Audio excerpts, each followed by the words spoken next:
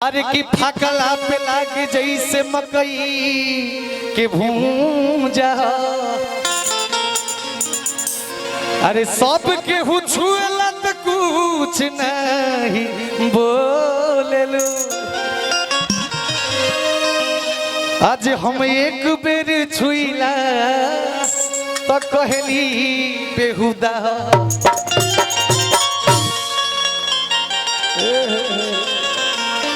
अरे कि नजरिए हया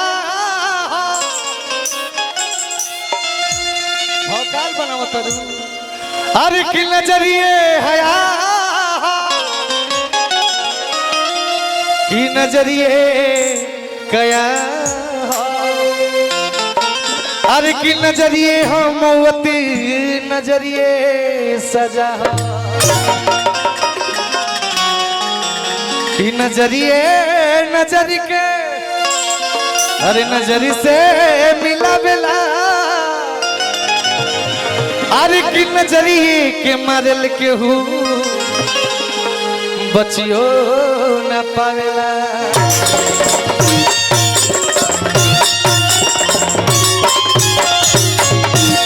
पूरा हमार कैमरा वाले भैया लोग मीडिया से जो भी भैया लोग आयल बनी सबके दिल से प्रणाम बा। सब लोग आशीर्वाद अपने शनि पर बनाए रखिएगा, यही निवेदन है। कहल गइल बा कि वीरों की धरती जवानों का देश बागी बलिया उत्तर प्रदेश। ये धरती वीरों की धरती है। ये धरती वीर मंगल पांडे जी की धरती है। ये धरती चित्त पांडे जी की धरती है। ये धरती पूर्व प्रधानमंत्री स्वर्गीय चंद्रशेखर सिंह जी की धरती है। ये धरती उमाशंकर सिंह जी की धरती है। भाई हमार गाना बहुत वायरल भाई, आप लोग प्यार देहली। एक गीत के पहला लाइन अपना भाईयन खाती गौले बनी हर्षद भैया भोजपुरी के संदार मंसूर घोषक आदरणी हर्षद भैया के प्रणाम बा। ये पहला लाइन जब हम गाई बागी बलिया वाला गाना तो हमार भाई हाला करके बताई हालो कि तोहर लोग के भाई सनिया मंच पे खड़ा बटे हाला होइलू। जब पहला लाइन गाई बागी बलिया के गाना तो हाला कर दिया हमार भाई। भैया थोड़ा मॉनिटर में बढ़ाइए ना, इसको वोकल को बढ़ाते रहिए भैया।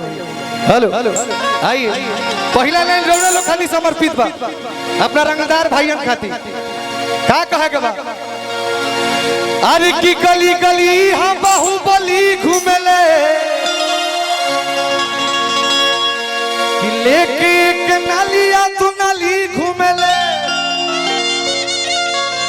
एजा जेबा एजा जेबा कि इहा बच्चा बच्चा बाबू अरे फौला दिया।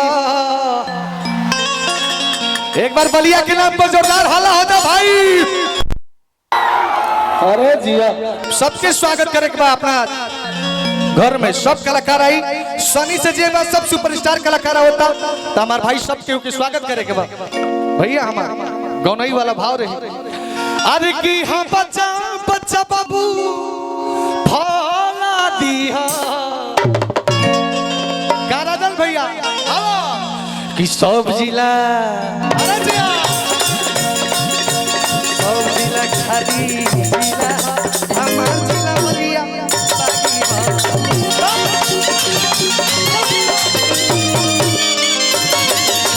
सब जिला खाली जिला हमार जिला बलिया।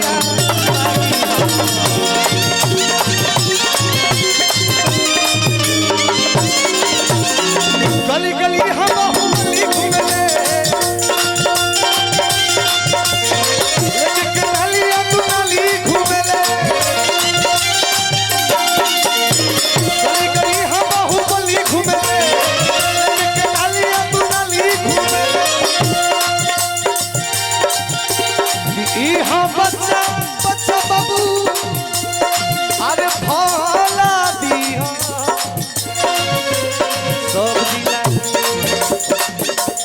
सब जिला खाली जिला हो हमार जिला बलिया। अरे बागी हो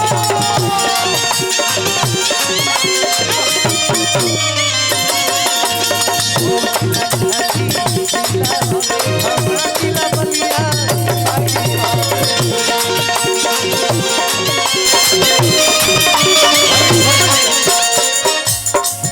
जहाँ डाल डाल बड़ी सोने की